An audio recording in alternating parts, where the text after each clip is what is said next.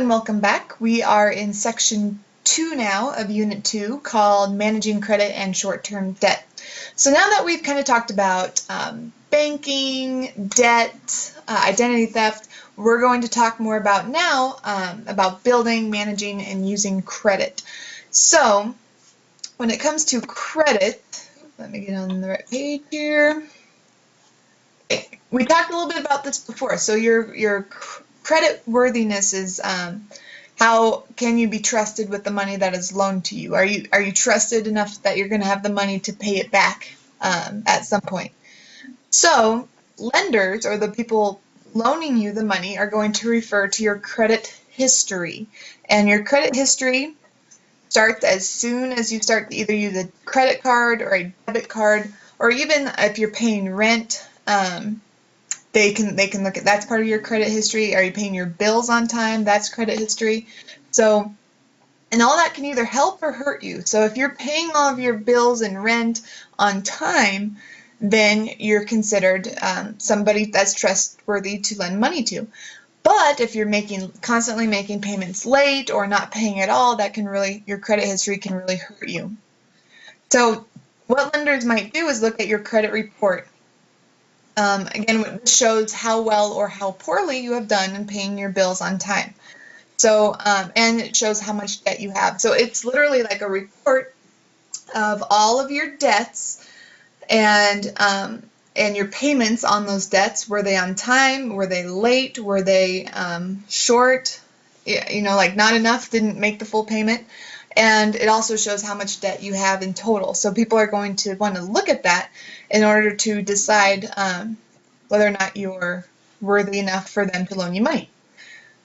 And this credit report also shows how long you've had the debt. So maybe there's just like a credit card that you just haven't paid off and it's sticking with you. That might be a red flag for a lender. And then you've probably heard this term credit score. You've probably heard credit report too. There's all those like jingles with that commercial. I'll have to play one in class sometime, but because they're kind of catchy and it makes me kind of think, oh yeah, I should go check my credit report. Then there's also a credit score, and your credit score is actually a 3-digit number that lenders can look at and determine if you're a good credit risk for them, because they want to make sure that they're going to get their money back plus interest if they loan you some money. You will also hear the term FICO score. FICO is a well-known type of credit score, so they're pretty interchangeable when we use those terms, credit score and FICO score. FICO, it just stands for Fair Isaac Corporation. They're the company that kind of put together all the algorithms to get this score created. So your FICO score influences how much lenders will loan you and at what interest rate. So FICO score, credit score, they're going to look at your score, whatever it is, and be like, oh, okay, this person falls within this range, so that makes them a good, reliable lender. Ooh, this person falls in this range. I don't trust them with my money. I'm going to jack up my interest rates. Okay, so what's a good FICO score? FICO scores can range from 300 to 850. The higher the score, the better. So you can kind of see on this tree here, if you have a score of 584 or below, you're considered to have poor credit. 585 to 669, fair credit. 670 to 699, good credit. But you really want to aim for these good or above average credit scores. I would say at least in the 700s just to get some decent interest rates. So again, the higher your credit score, the more that lender is going to be like, this person is trustworthy. I can lower my interest rates because I know they're going to make payments back to me on time. So again, the higher the score, usually the lower the interest rates and the better the loan you can get, which I said right here. So if you have an excellent to very good score, that gets you the best loans at the lowest interest rates. The lower your FICO score, usually the higher the interest rates you have for the loans that you take out. Okay, credit reporting agencies are also known as CRAs. So your credit score is reported by 3 main credit reporting agencies. We have Equifax, Experian, and TransUnion. Okay, so these are just 3 different agencies that calculate your credit score And so when people go to look at your credit score, they're looking at it from either one of these three or maybe all three of these agencies. So your credit score can kind of fluctuate between each agency, but they're usually pretty close. So a lender might pull all three just to kind of get an average of where you're sitting with your credit score. You can receive your credit report free once per year from each CRA. So, and this is definitely recommended. So you should at least check your credit report once a year for discrepancies or mistakes, because they do happen.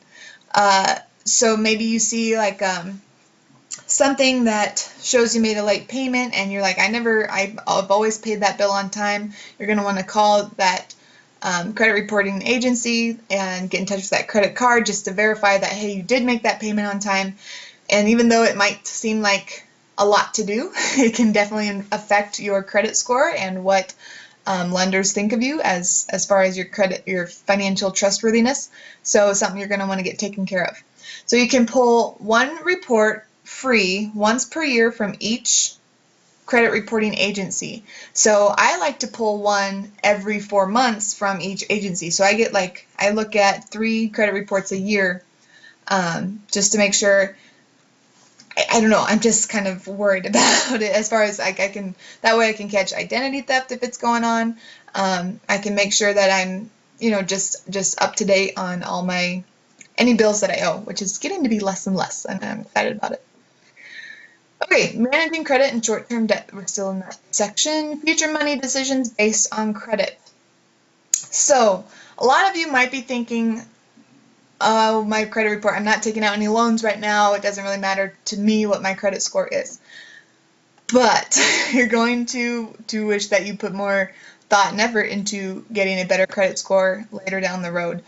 I know I did. So how is your credit score going to be used? Is it really that important? Well, let's take a look at everything that your credit score can be used for.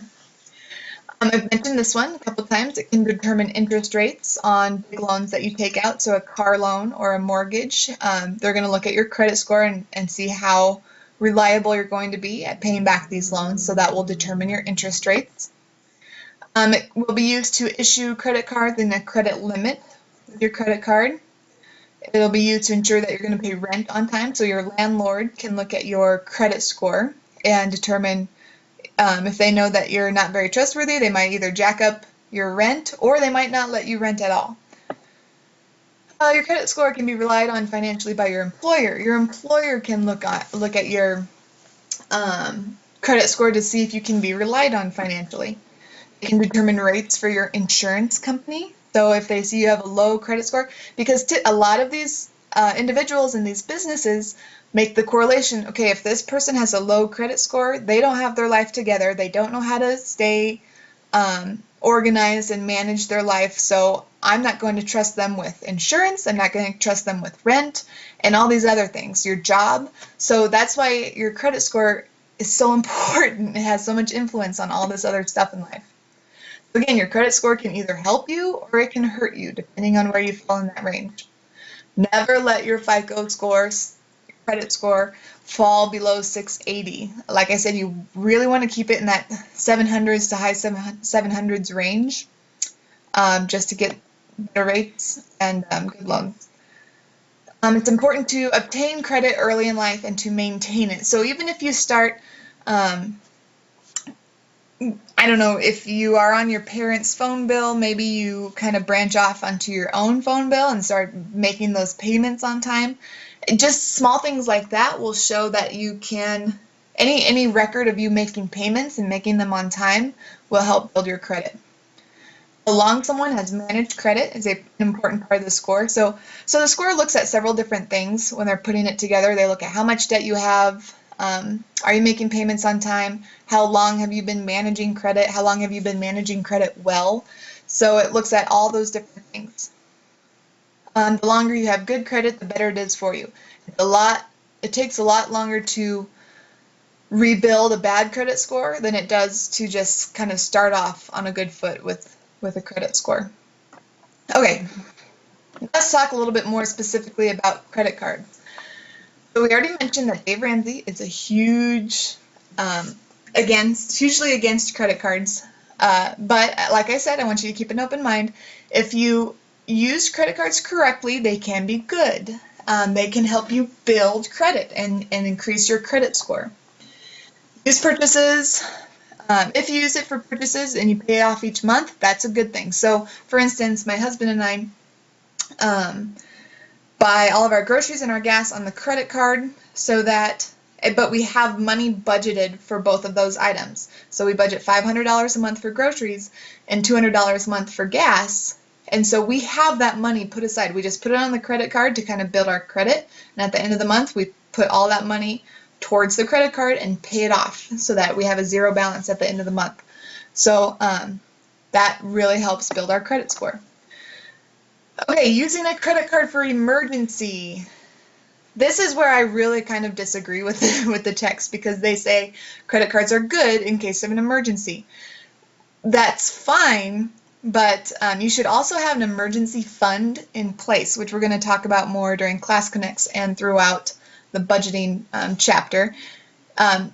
So if you have money in place to help with emergency and you can pay off that emergency at the end of the month, then I agree that it's okay for emergencies. So say your car breaks down in the middle of the interstate, and it costs you $500 on your credit card, but you have $1,000 set aside for emergencies. So you put it on your credit card, but you can just take a chunk of that emergencies fund, so $500, and pay off your credit card right away. So if you're using it for emergencies like that, I'm okay with it. Credit cards can charge you annual fees. And one thing your text says, and I completely agree with, is there are so many credit card options out there. Avoid any with the annual fees. There are other credit cards that won't have annual fees. They can offer special perks. They can offer airline miles, cash back. I know my sister got her iPad from points off of her Discover card. My husband and I have had some flights actually completely free because we use points from our Southwest card. But again, it's because we properly manage it and we're always paying off that balance. So it works. What is the minimum balance you should carry over from month to month on your credit card? I'll give you a couple minutes to think about it. 0. Pay off your credit card every month, okay? Like I said, you should be using your credit card for items that you have budgeted for. So if you're using your credit card, you have that money set aside to pay it off at the end of the month, every month. If you carry it over, then that's where they charge you interest. That's where you can start to accumulate your balance and eventually maybe have to pay some late fees, and it's just not worth it. Pay more than the minimum payments. Okay, so you're going to get a credit card bill. Say you spent $500 on groceries on your credit card. They're going to send you a bill and say, hey, all you really owe us is $100. We'll carry over your balance to the next month. They want you to carry your balance over, okay? This is the thing that Dave Ramsey hates about credit cards, is that credit card companies, they are out to get you. They're counting on you to mismanage your money and fail so that you have to pay more and pay them more in interest rates, in late fees, and all that stuff. So that's why Dave Ramsey hates credit cards, is because they're betting on you to mismanage your money and to fail and to have to owe them more money than you should. So that's why they say, okay, here's a $500 bill. This is what your balance is on your credit card, but you can only pay us $100 this month and be fine.